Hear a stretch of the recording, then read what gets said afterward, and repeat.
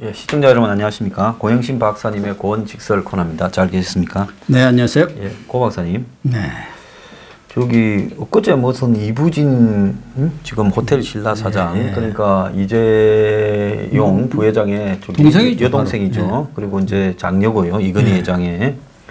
근데 이 사람이 프로포폴을 상습 투여하겠다. 이제 한 성형외과에 지금 근데 조금 의아한 거는 그거는 진실이 그럴 수도 있고 안 했을 수도 있는데 본인은 부인하지만 또 여러 가지 정황으로 보면 그렇게 볼 수도 있는데 잽싸게 경찰서와 보건소가 이제 가가지고 병원에 이제 들이대고 병원 쪽은 문을 걸어 잠그고 버티고 지금 이런 일이 벌어지고 있거든요. 그러니까 현장 조사를 나갔더라고요. 예, 이부진이 신속하게 나갔어요. 투약한 거를 찾아내겠다 해서 그렇죠. 프로포폴 기록 대장을 압수하려고 그러는 거 아니겠습니까?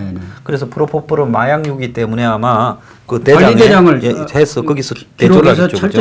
숫자를 맞추고 관리를 하도록 되어 있죠. 예, 군대 가면 총 쏘고 나면 총알 그거 맞추듯이 그렇게 할 거라고 보는데 근데 참 재밌는 게 저렇게 신속하게 뭐 정상적인 뭐 검찰이 수사에 나서거나 경찰을 수사를 시켜서 하는 게 아니라 이 담당 감독기관의 현장 무슨 관리처럼 해가지고 경찰과 보건소에서 나갔다.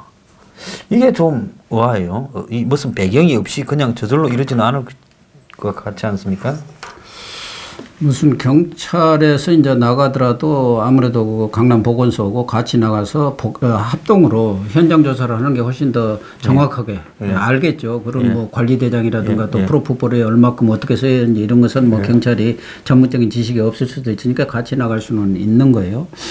어쨌든 지금 이부진 호텔 신라 사장의 이런 프로포폴 상습 투약 혐의는 뉴스타파라는 탐사 보도 전문 매체가 있습니다. 뭐 조그맣기는 하지만 그동안 가끔씩 아주 큰 거를 많이 터뜨렸죠. 거기에서 이제 보도를 한 거고 그 보도 내용은 그 강남 청담동에 있는 H 성형외과 거기에 간호조무사로 있던 전직 직원이 거기서 꽤 있다가 나와가지고 지금은 뭐 어떻게 했는지 모르지만 그 사람이 제보를 해서 이렇게 이야기를 했는데 그 제보 내용을 언론이라든가 이렇게 보도된 내용으로 보면 상당히 신빙성은 있는 것 같아요. 그러나 뭐 호텔 신라 측이라든가 이쪽에서는 그건 아니고 몸에 흉터가 있고 또 눈 처짐 현상이 있어서 말하자면 성형 그런 차원에서 그 성형을 하면서 그걸 마취용으로 썼다 뭐 이렇게 이야기를 하겠죠. 네, 그걸 마약으로 이렇게 생각하고 그걸 프로포폴을 쓴 적은 없다. 불법적인 행위는 없었다. 그냥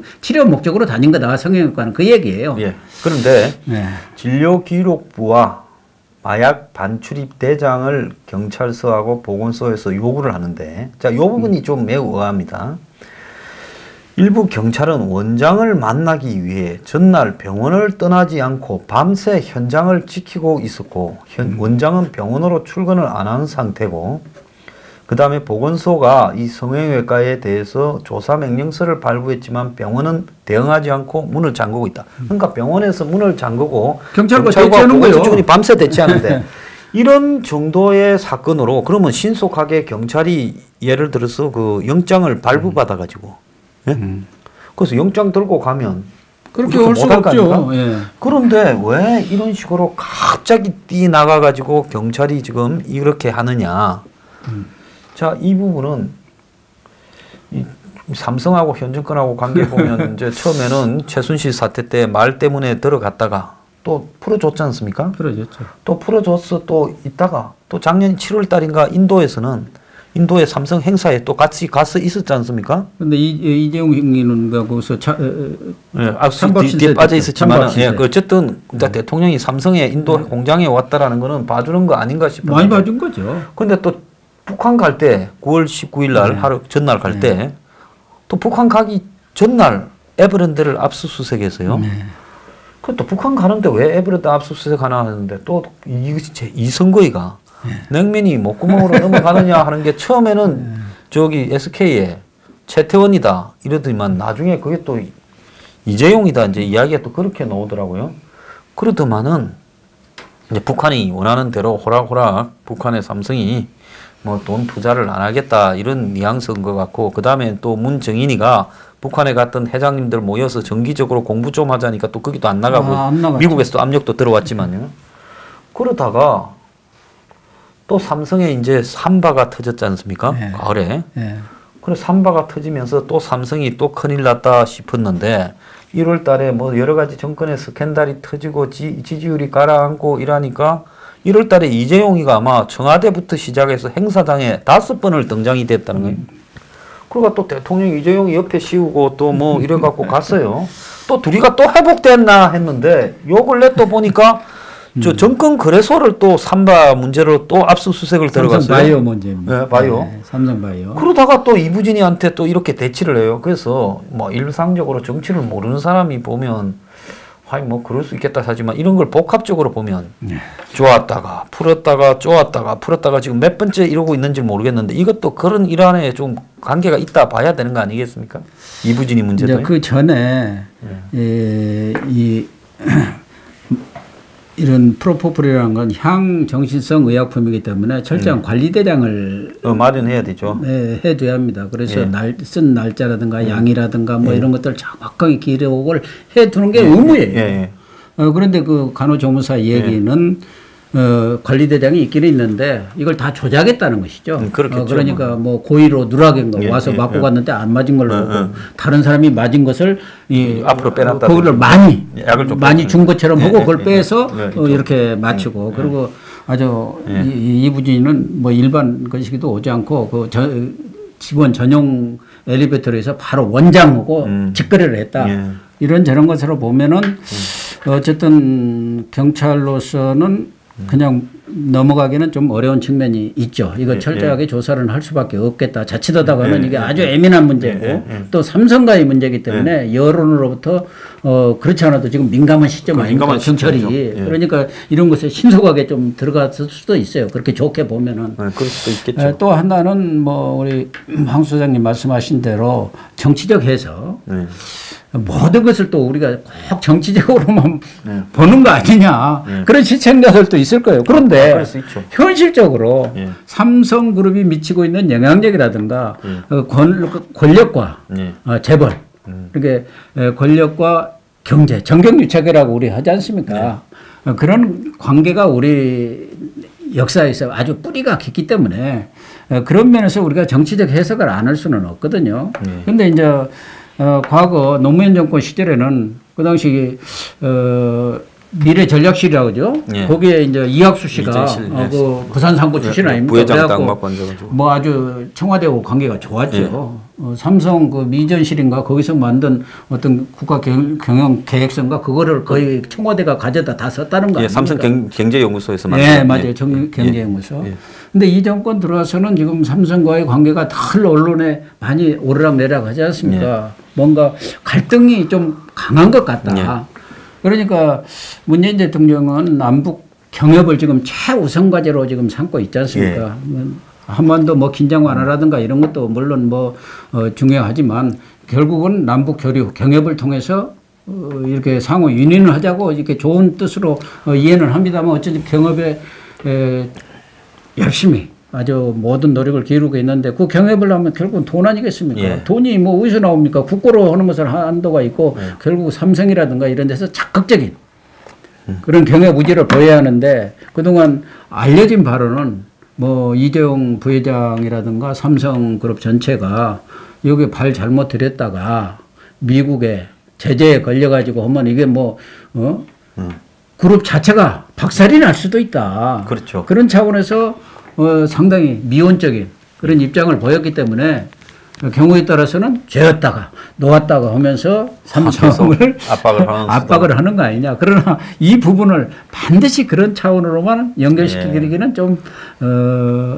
어려운 측면이 있는 것 같습니다. 그런데 경찰이 보면 냄새를 잘 맡는데 경찰이 삼성이면 그래도 그거 한데. 더군다나 이부진 사장의 경우는 삼성그룹 내에서는 회장을 다툰다 할 정도로 말하자면 오빠하고 예, 그렇죠. 그렇게 회장도 노릴 정도로 경영력이 탁월하다. 특히 아버지 이건희 회장을 꼭 닮았다. 승부사 기질도 있고 성격은 오빠보다 더 닮았다고. 네, 통큰 그런 경영도 해가지고 오빠보다 오히려 낫다는 얘기가 나왔기 때문에 이런 분들을 경찰이 이렇게 수사를 전격적으로 하는 게 쉽지는 않았을 거예요. 그러니까 경찰은 또 감 잡는 데는 선수 아닙니까? 힘은 좀 검찰보다는 떨어지더라도 워낙 조직이 크고 방대하기 때문에 여기저기서 정보가 정확하게 들어오죠. 네, 맞습니다. 숫자도 많고. 그래서 이렇게 정광석화처럼 수사에 착수하는 거 보면은 이게 또 좀 심상치 않습니다. 예, 심상치 않네요. 자, 유시춘 그 EBS 사장 그 아들, 이분 작가인데 옛날에는 작가 때 한 몇십 전에 한 보고도 했는가. 소설가시대요? 예, 소설가고. 근데 뒤로 뭐 젊었을 때 말고는 소설을 별로 쓰진 않았는데 어쨌거나. 정치를 하셨죠. 예, EBS 정치판에 다니시니까 언제 소설 쓸 틈이 있겠어요. EBS 이제 사장이 됐는데 작년 8일인가 9월에.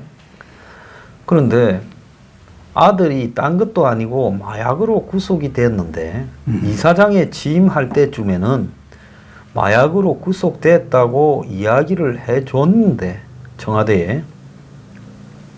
그러니까 이 사람이 이사로 들어온 게 이제 이사장 1심에서 이제 무죄 선고 받았을 때 들어왔고, 그래서 이사가 돼가지고 이제 이사 중에서 이사장을 선임할 때쯤에는 2심이 열려서 작년 10월에 이제 징역 3년이 돼버렸어요.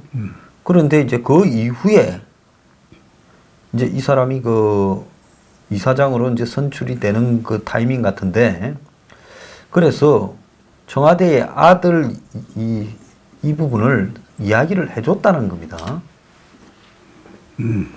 그러니까 야 2심은 10월 달에 아니고 2심은 7월 달에 있었네요. 그러니까 7월 달에 이미 있었죠. 7월 달에 이미 구속되어서 구속돼서 10월 이제 8월 달쯤에 이사로 들어갔고 10월 달에 아마 이제 그 저기 뭐 대법 결정이 이제 좀 늦게 났고 이미 그 이전에 9월 달에 이사장이 됐고 그랬는데 어떻게 그 청와대가 딴 것도 아니고 아들이 마약으로 구속됐는데 그걸 그냥 딴 데도 아니고 교육 방송이지 않습니까? 이걸 그대로 뒀을까요? 우선 교육 방송의 수장입니다. 이사장은 그 뭐 물론 사장도 있지만 그건 집행 임원이고 모든 것을 총괄하고 책임을 지는 분이 이사장이에요. 그 이사장 자리 교육 방송이라는 게 청소년들을 물론 다른 프로도 많지만 청소년 교육에 아주 가장 중심적인 그런 방송 아닙니까? 그런데 그걸 방송을 총괄하는 이사장의 아들이 마약 밀수 혐의로 3년의 징역을 받고 지금 복역 중이다. 이게 말이 됩니까? 우선 그게 말이 안 되는 것이고 방금 말씀하신 대로 사실은 유시춘 이사장이 작년 뭐 8월인가 9월에 그 됐는데 뭐 이사장은 뭐 이사 중에서 선임은 나가지만 청와대에서 다 이렇게 내정돼 내려옵니다. 그건 그냥 이사들이 다 알고 여권 이사들이 다 그 이사 9명인가 되는데 다 저쪽에서 임명해갖고 내정돼 있는 거예요. 그러니까 뭐 자기들이 누가 이사장이다 하는 거 다 알아요. 요식증 처음에 이사 들어갈 때부터 이사장을 만들려고 들어간 거죠. 유시춘 이사장은 2017년 그러니까 그 대통령이 집권하고 문재인 대통령이 집권하고 그 이제 공기업들 이렇게 인사할 때 그 7월부터도 벌써 말하자면 EBS 내정설이 나왔어요. 그래서 아무도 그거 업무한 사람이 없었어요. 그거 간다고. 이미 내정돼 있는지 다 아는데 그러니까 캠코더 인사란 말이에요. 캠코더 인사이기 때문에 그래서 지금 문제가 아닙니까? 왜 자기 사람에 대해서는 그렇게 설렁설렁 검증하고 부실 검증을 하냐 이거예요. 그렇지 않습니까? 자기 사람에 대해서는 다 눈 감아버리고 나무 눈에 있는 들보는 그냥 열심히 파내고 그렇기 때문에 이 부분에 있어서는 청와대도 검증이 그냥 안 한 거예요. 이미 이사장이 되기 전에 아들은 형이 확정된 형이 있고 그거 다 아는 거 아닙니까? 그런데 지금 유 이사장 그 언론에 해명한 거 보면은 우리 아들은 모발이라든가 피검사를 통해서 마약 검출이 안 됐다. 음성 판정을 받았다. 그러니까 이분은 억울하다는 거예요. 우리 아들은 뭔가 잘못된 사람들한테 꾀임을 받아가지고 이렇게 거기에 끌려가지고 이렇게 돼버렸다. 그런데 그게 말이 됩니까? 대법원까지 3심을 거쳐서 대법원에서까지 최종 판결이 나왔는데 그러면 대법원 판결까지 부정해버리면은 그건 뭐 우리 사법 체계를 부정하는 거 아닙니까? 근데 이 양반들이 또 진보 세력도 이번만 한 게 아니에요. 어쩌래 박원순 시장 한명숙 전 총리 대법까지 확정돼 갖고 판결을 받아서 감옥까지 살고 나왔는데 그 다 무죄라고 그냥 그 나오니까 그 출감할 때 의원들 다 쫓아가서 무슨 독립수사나는 나온 줄 알았어요. 백합 들고 다니겠죠. 예, 그런데 어쨌든 그런 것을 보면은 청와대가 인사검증이 뭐 지금 장관 후보자들 그런 사람들이 장관이 해서 됐냐는 게 지금 여론이 아주 불등하고 있지 않습니까? 그런데 이런 사람하고 청와대도 했지만 또 방통위는 뭡니까? 방통통신위원장이 EBS 사장은 임명권자예요. 그렇죠. 그러면 방통위에서 철저하게 검증을 하셔야죠. 안 한 거 아닙니까? 청와대에서 이미 내정이 됐는데 이거 이호성 방통위원장이 무슨 힘이 있습니까? 괜히 거기다가 뭐 고춧가루 뿌렸다가는 자기 목이 날아가게 생겼는데 그거 하겠습니까? 그리고 이걸 담당하는 공직기강 비서관이나 이런 쪽이 또 그게 청와대 민정수석실 산하예요. 그렇죠. 모든 실무적인 검증은 주요 자리에 가려는 사람은 동의서가 있습니다. 그래서 동의서를 사인을 하라고 해요. 그래서 사인을 하면 이 사람의 계좌, 정가 기록, 뭐 오만 걸 세금 낸 것까지 다 뒤져보게끔 돼 있어요. 그래서 유시춘도 그렇게 해서 갔을 건데 그러면 청와대 민정수석실에서 100% 아들이 이렇게 돼 있다라는 거, 가족관계는 기본으로 조사를 하는데 이걸 갖다가 알고도 해버렸다는 거는 이해가 안 가고, 또 보면 이 아들을 돕기 위해 감방에 이제 구속된 아들을 돕기 위해 유시민이 그리고 이창동 영화 감독이 대법원에 탄원서를 냈다는 거예요. 2심에서 3년을 선고받고 구속됐는데, 자, 그래서 거기에 심지어 자기 본인 엄마 그리고 변호사 이창동이 이렇게 쓴 탄원서만 대법원이 읽으면 풀어줄 거라고 봤다, 무죄라고 생각한다, 이렇게 이야기를 지금 하고, 유시민이가 저 아들을, 그러니까 이 외삼촌이 업어스키웠다, 이렇게 또 이야기를 해요. 그리고 뭐 이창동이 밑에서 이 사람이 조감독을 했다, 이렇게 이야기를 하고, 그러면서 뭐 자기 아들을 지금도 감싸고 있어요. 그리고 검사를 욕을 하며 검사가 괘씸했다라고 이야기하고, 지난 정권에 7년 동안 국정원 파견 검사했다. 자, 또 이렇게 정파로 몰고 가요. 자, 그런데 과거에 김무성 씨 사이가 구속됐을 때 뭐 그 마약을 받았죠. 예, 그때 유시민이가 굉장히 깐죽깐죽하게 비판을 했거든요. 아주 깐죽거리죠. 세게 했죠. 그런 사건 같으면 이혼감이다 이렇게 어쩌고저쩌고 하면서 아주 그냥 그 상처에다가 소금을 뿌렸지 않습니까? 소금이 고춧가루를 그냥 확 뿌렸죠. 뭐 남 비판하는 데는 유시민 작가죠. 노무현재단 이사장이 이분을 따라갈 사람이 없죠. 저 사람이 옛날에 한참 전성기 때 옳은 말도 저렇게 기분 나쁘게 비이상하게 하는 사람은 처음 본다. 그걸 김영춘 전 해수부 장관 이번에 이제 지금은 전이 아니네요, 아직까지는. 그분이 그 얘기한 거 아닙니까? 그래서 그렇죠. 그리고 이제 국회 개원하는 날 백바지 입고 캐주얼로 국회로 들어갔다가 논란이 됐던 사람 아닙니까? 넥타이 안 메고. 그런데 이제 자기한테 이런 문제가 생겼어요. 자기가 탄원서까지도 냈어. 그냥 뭐 재수가 없다 보니까 조카가 그럴 수도 있지요. 그런데 그래서 아까 이 얘기 아닙니까? 유시민 이사장이 억울하다.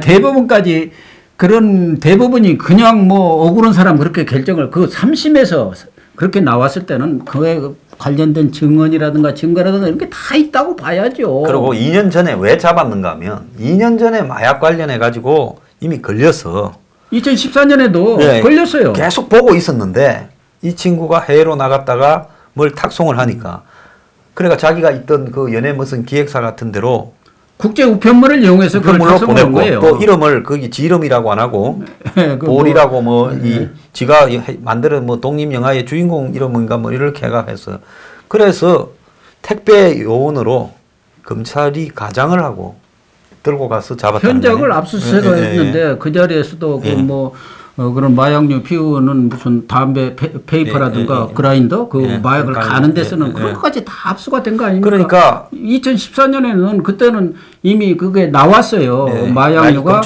검출이 됐는데 그게 언제 됐는지 무슨 특정할 수 없다 해갖고 애매한 이유로 무죄를 판결을 받았죠. 그런데 그래서 이미 마약 후보자라고 찍어놔서 그 사람이 해외에서 보내거나 하는 거는 전부 체크할 때 아예 그냥 걸려든 거란 말입니다. 그렇게 된다면 이건 마약 전문인인데 중요한 거는 일단 자기 엄마인 유시춘은 아들이 억울하면 EBS 이사장은 그만두고 따져야 되는 게 그게 상식이지 않습니까?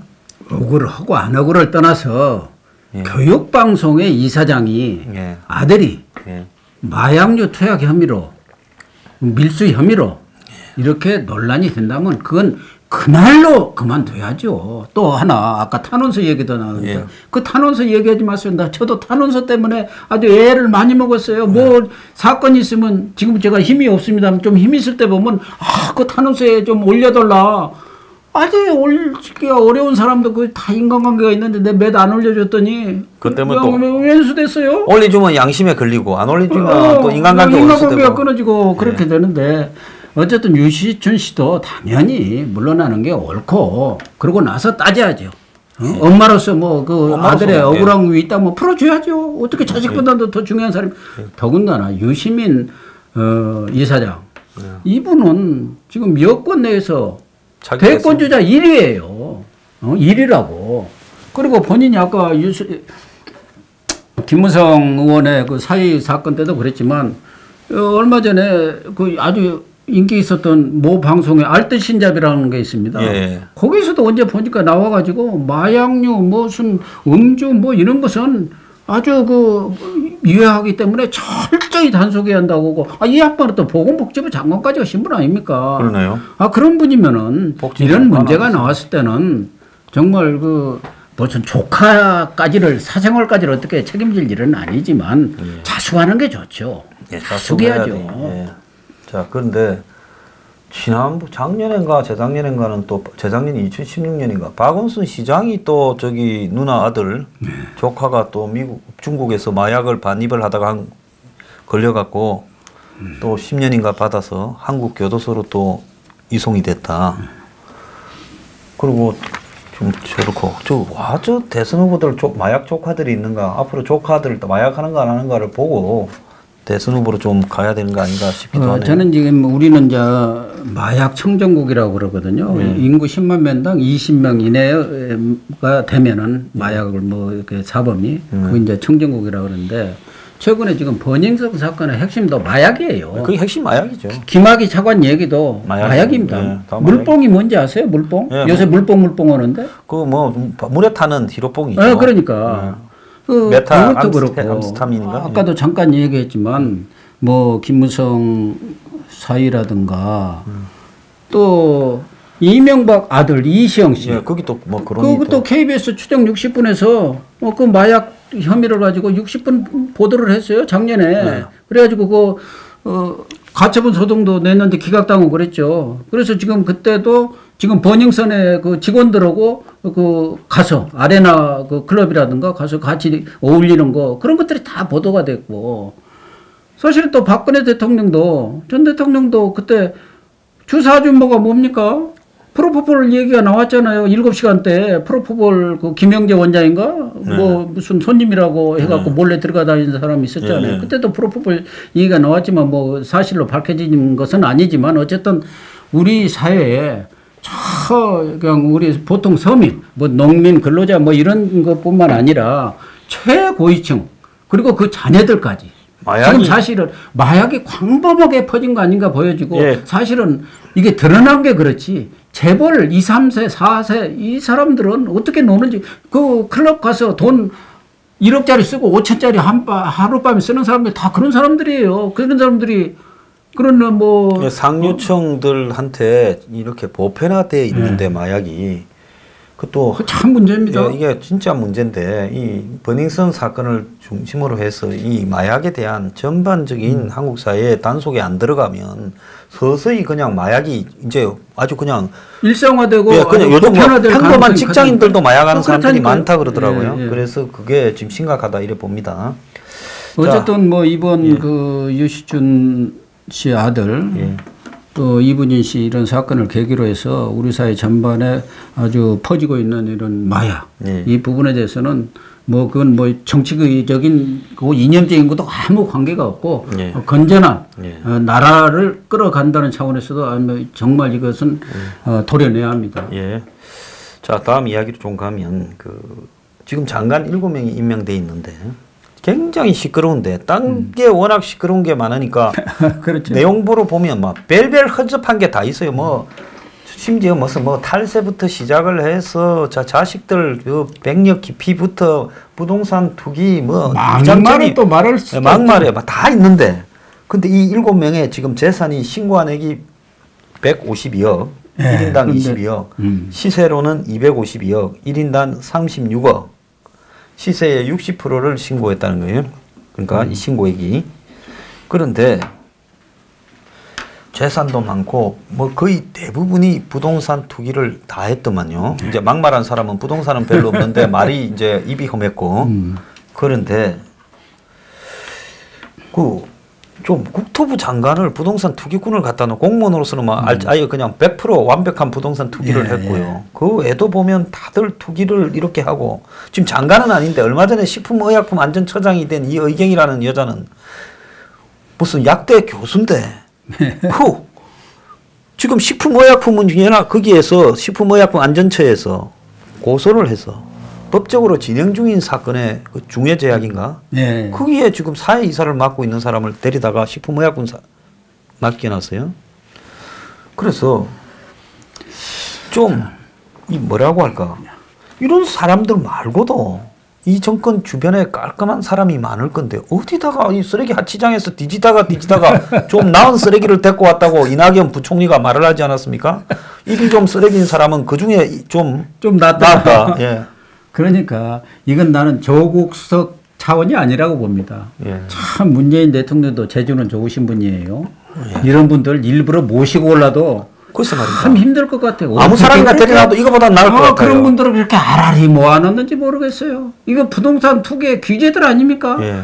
아니 이 정부의 인사 5대 배제 원칙이 뭡니까? 첫 번째가 부동산 투기예요. 병역, 기피, 위장저집, 탈세, 논문, 표절.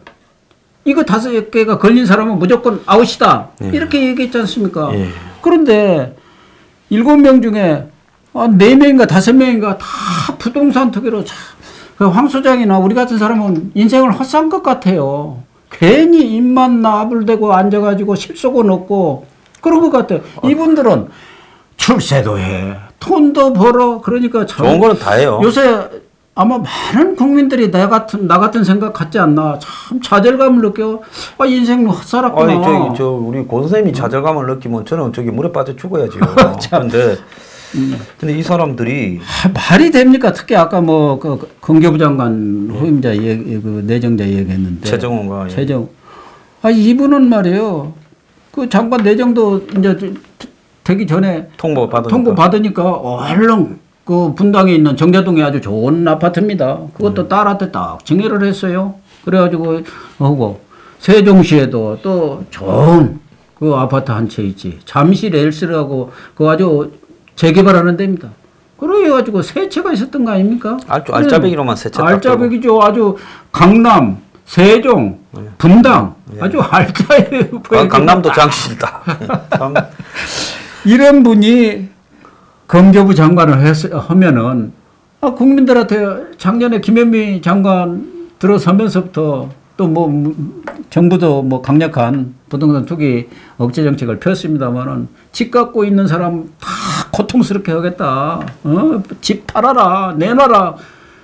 멋모르고 순진한 서민들 다 팔아갖고 나중에 다 땅을 쳤어요. 자, 그런데 그거 팔으라고 팔았더니 나중에 그냥 몇 배로 오르니까 어떤 분은 그러더라고 가까운 강남에 있는 집 하나 팔았는데 그냥 이제는 강남 쪽으로 얼굴도 아니 뭐 그거는 보기도 싫다. 내가 정부 말 들었다가 완전히 인생 그냥 망했다고 이런 사람들도 있는데 이분들은 요지에다만 다 갖고 있다가 지금 한 심지어 14억씩 박영선 의원 같은 경우는 일본에 요지 아파트가 있어요. 그런데 아파트가 몇 채냐 갖고 두 채냐 네 채냐 말이 분분한데 또 보면 저기 버는 돈하고 쓴 돈이 안 맞아갖고 1년에 4억 6천만 원을 생활비로 썼냐니까 세금 냈다 어쩐다 이러는데 거기는 또 다른 이유가 재벌들을 제일 많이 비판하고 경제민주화를 주장한 사람이 박영선 의원 아닙니까? 기자 하셨지만은 기자하다가 정치판 들어온 게 단데 돈이 어디서 그렇게 그 사이에 정치하면서 많이 벌었느냐. 정치하면서 돈을 벌 수 있는 거죠. 보면은 다 공무원들을 대부분 하신 분들이에요. 예. 정치하든가. 예. 정치하고 공무원 해갖고 돈 버는 일일 뿐이 없어요. 그러니까 우리나라 모든 청년들이 뭐 이런 고위직 말고 9급이든 뭐 7급이든 들어가려고 공시에 그렇게 올리는 거 아닙니까? 가면 편하고 돈 벌고 연금 다 보장되고. 박영선 의원 처음에 국회의원 됐을 때 그 재산이 뭐 한 8억인가 얼마뿐이 안 되는데 지금 40몇 억인가 돼요. 뭐 물론 남편 재산도 포함이 됐는지 모르겠지만 그러니까 정치하면서 매년 한 몇 억씩 그냥 번 거예요. 그러면은 그 돈이 어디서 나오겠어요? 뭐 그 세비는 뻔한 건데 받아봤자 그 뭐 이리저리 쓰고 나면은 뭐 다 하고 나머지는 여기저기서 들어온 돈 다 챙겨놓은 거 아닙니까? 그래서 열이 짱 박아놓고 동경에다 짱 박아놓고 그런 거 아니에요. 진영 이 행안부 장관 후보자 보세요. 그 용산 참사한 데다가 그거다가 땅 사가지고 그 딱지 산 거예요. 딱지 사갖고 5억짜리가 5억 빌리고 해가지고 무슨 26억 된 거 아니에요. 26억 벌었다고. 참. 그러니 이런 분들만 알아리 모아가지고 뭐 이렇게 부동산 투기 내각을 만들어서야 되겠습니까? 이거 좀 심한 얘기인가? 아닙니다. 네. 그러면서 그렇게 하면 부동산 국민들 잡겠다고 입장에서는 하면 예를 들어서 성공한 놈들은 다 장관시켜주고 실패한 국민들만 두드려 잡는다 이런 소리밖에 더 듣겠습니까? 지금 국민들은 세금이 너무 많이 올라갔고 죽을 지경이에요. 그러니까 물론 뭐 저소득층에 대해서는 조금 세금 혜택도 주고 그러는데 좀 중산층만 넘는다 하면은 뭐 거리만 있으면 세금을 가져가요. 그러니까 국민들의 호주머니는 완전 이게 거지예요. 아주 가난뱅이가 됐는데 정부는 세금을 걷어갖고 매년 막 몇십조가 더 거쳐요. 그러니까 그걸 그냥 막 정부가 쌈짓돈 내서 주듯이가 여기 주고 저거 주고 저거 주고 해갖고 포퓰리즘이 되는 거 아닙니까? 국민들의 호주머니가 두둑해가지고 그것이 소비로 들어가서 소비가 다시 투자로 들어가고 그렇게 선순환이 돼야 하는데 국민의 돈이 있는 엄도 다 걷어가지고 세금으로 걷어가지고 정부가 쓰니까 이게 무슨 자유시장 경제입니까?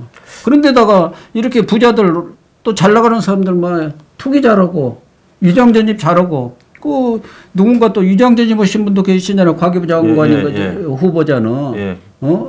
이런 사람들이 다 이 정부의 가장 핵심적인 요직에 그것도 이기정부 뭐 분위기를 쇄신한다는데 무슨 분위기가 쇄신되니까 분위기가 더 침체되고 그렇죠. 그러니까 국민들 입장에서는 기가 막힐 일이죠. 다 그래도 문재인 한 말이 있다면 이렇게 해서는 안 되는데 그러네요. 근데 참 이 보니까 자기 지금 딸이 우리들 병원에 입원했는데 의료보험료 뭐 냈냐 안 냈냐 처리받았냐 안 받았냐 하는데 옛날에 딸이 의료보험료를 안 내갖고 사이가 그 집이 압류가 됐는데 의료보험 공단이요. 근데 대한민국에 의료보험을 안 내는 사람이 2천만 명이라요. 그러니까 내는 사람만 죽으라고 내는 겁니다. 그런데 이런 불공정한 부분이 판을 치는 나라에서 대통령이 의료보험 한 말씀만 할게요. 집이 있으니까 의료보험 많이 나오시겠네요. 이거 수입은 없는데 의료보험이 지금 제가 35만 원인가 40만 원이 나와요. 수입도 없는데 집 때문에. 야. 참. 아이고 그래가지고 그렇다고 집 팔아서 의료보험을 못 내잖아요. 그래서 방송 출연 조금 한 것 가지고 그거 다 의료보험만 내고 있다니까요. 그래갖고 내가 항의도 했어요. 내 연수입이 1,500인가 1,000인가 되는데 어떻게 이 의료보험이 한 35만 원 나오면 40만 원 이렇게 나오면은 내 수입의 절반을 의료보험으로 가져가는 거 아니냐. 그런데 아파트 그 부자들 갖고 있는 그 세가 얼마나 되느냐. 의료보험도 아니고 몇백만 원이에요. 그러니까 세금 내는 거나 네. 의료보험 내는 거나 더 똑같아요. 의료보험이 저 같으면 훨씬 크다니까요. 참 기가 찬 나라입니다. 자, 오늘 그 출연해 주셔서 감사하고요. 좀 나라 같은 나라 좀 만든다고 했는데 이게 나라인가 또 묻고 싶습니다. 감사합니다. 예.